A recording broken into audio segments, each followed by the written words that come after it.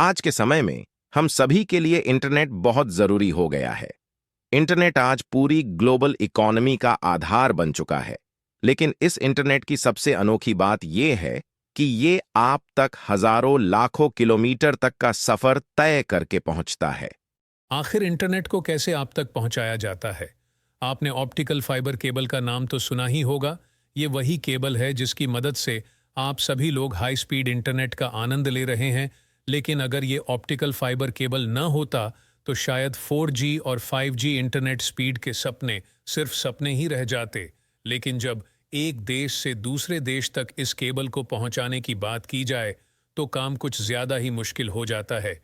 Internet को एक देश से दूसरे देश तक लाखों किलोमीटर तक पहुंचाने के लिए इस केबल को बिछाया जाता है। लाखों किलोमीटर का सफर तय करके ये केबल एक देश से दूसरे देश तक पहुंचते हैं। इसके बाद इंटरनेट सर्विस प्रोवाइडर इस केबल के जरिए अपने ग्राहकों को इंटरनेट पहुंचाने का काम करते हैं। लेकिन जब बात भारत की आती है तो हमारे भारत के आसपास सिर्फ समुद्र ही समुद्र है। जरा सोच कर देखिए कि आखिर ये केबल समुद्र को लांघ कर कैसे आपके देश तक पहुंचते हैं, हमारे देश तक पहुंचते हैं।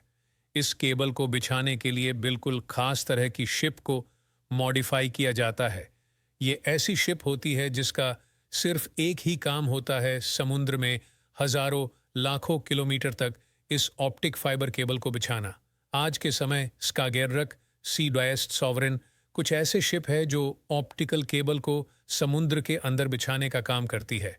इस शिप की खास बात यह होती है कि ये एक ही बार में 2000 किलोमीटर तक का केबल अपने साथ लेकर ट्रेवल कर सकती है और इन शिप की वजह से समुद्र के अंदर केबल बिछाना बहुत ही आसान हो गया है। और इसकी रफ्तार सुनकर तो आप भी हैरान हो जाएंगे। एक ही दिन में ये करीब 100 से 150 किलोमीटर तक का केबल बिछा देती है और कई बार ये 200 किलोमीटर तक का भी पहुंच जाता है। बस इनकी इसी स्पीड के कारण आज आप तक हाई स्पीड इंटरनेट बड़ी आसानी से पहुंच गया है। लेकिन क्या आपने कभी सोचा है कि समुद्र की इतनी ज्यादा गहराई में ये ज्यादा समय तक सुरक्षित कैसे रहती होंगी? इस तरह की ऑप्टिकल फाइबर केबल को लंबे समय तक समुद्र के अंदर के टिकने के स्पेशल तरह से डिजाइन किया चढ़ाई जाता है। ऑप्टिकल फाइबर के ऊपर कॉपर, मेटल और रबर की कई लेयर जाती है। उसके बाद ही इन्हें समुद्र के नीचे बिछाने का काम किया जाता है। इसकी वजह से इसे सबमरीन केबल कहा जाने लगा है। लेकिन इस केबल को बिछाने और बनाने में काफी खर्च आता है। एक प्रोजेक्ट में करीब 100 मिलियन से 500 मिलियन US डॉलर तक का खर्च आ जाता है। केबल को समुद्र के अंदर कैसे बिछाया जाता है? समुद्र तट से थोड़ी दूरी पर एक शिप को खड़ा किया जाता है। ये वही शिप है जो केबल बिछाने का काम करता है। शिप में केबल को लोड करने के लिए समुद्र तट से शिप तक केबल पहुंचाई जाती है। ये काम पूरी तरह से मैन्युअली किया जाता है, क्योंकि इतना बड़ा जहाज समुद्र तट के करीब नहीं आ सकता, नहीं तो ये पूरी तरह से फंस सकता है। इस केबल को शिप में लोड करने के लिए केबल के एक सिरे को शिप में लगे रोलिंग मशीन में बांधा जाता है और दूसरा सिरा समुद्र तट पर होता है जो केबल को रिलीज करने का काम करता है।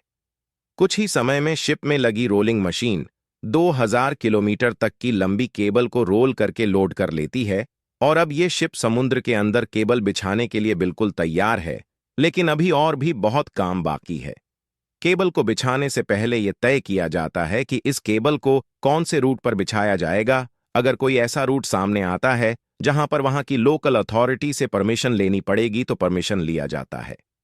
इस पूरे प्रोसेस को जियोलॉजिस्ट, ओसानोग्राफर की पूरी टीम मिलकर तैयार करती है। इसके बाद पूरे रूट का सर्वे किया जाता है और देखा जाता है कि कहां-कहां पर दिक्कत आ सकती है।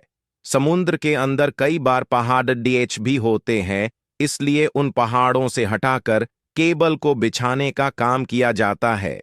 अब इन केबल्स को समुद्र के अंदर बिछाने का काम होता है, लेकिन इसे बिछाने से पहले इस बात का भी ध्यान दिया जाता है कि ये कोई प्रोटेक्टेड एरिया तो नहीं, क्योंकि अगर कोई शिप प्रोटेक्टेड एरिया में बिना परमिशन के केबल बिछाने का काम कर देता है तो इसके लिए इन्हें 1 लाख US डॉलर का फाइन भी देना पड़ सकता है। फिर रूट के अनुसार शिप को ले जाया जाता है।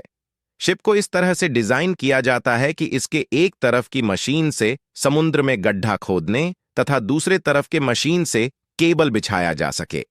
इन शिप के द्वारा समुद्र के अंदर गड्ढा किया जाता है और फिर उनमें ये केबल्स को बिछाई जाती है जिससे केबल्स सुरक्षित रहे। अगर इसे ऐसे ही सतह पर बिछा दिया गया तो कोई भी बड़ी सी व्हेल या सार्क जैसी मछली बहुत ही आसानी से काट सकती है, जिसके बाद इसकी रिपेयरिंग करना इतना आसान नहीं होता है। कई बार इन केबल्स को बिछाने के लिए गोताखोरों की जरूरत पड़ती है ताकि रूट सही तरीके से फॉलो किया जा सके। इन गोताखोरों के पास एक G.P डॉयस सिस्टम होता है जिससे लगातार शिप में लगे सिस्टम ट्रैक करते रहते हैं। वही केबल्स बिछाने के बाद इस शिप में लगी दूसरी मशीन इन गड्ढों को बंद करने का काम करती है। इनकी लाइफ ज्यादा से ज्यादा 10 साल तक की होती है, लेकिन बीच बीच में कई बार मछलियां और समुद्र के अंदर रहने वाले बड़े बड़े जीव जंतु इस केबल को काट देते हैं और कई बार कुछ ऐसी घटना घटित हो जाती है जिसकी वजह से केबल कट जाते हैं। तो दोस्तों, हमारी ये वीडियो कैसे लगी कमेंट करना ना भूलें, और ऐसे ही इंटरेस्टिंग फैक्ट्स देखने के लिए हमारी यूट्यूब चैनल को सब्सक्राइब करना भी ना भूलें।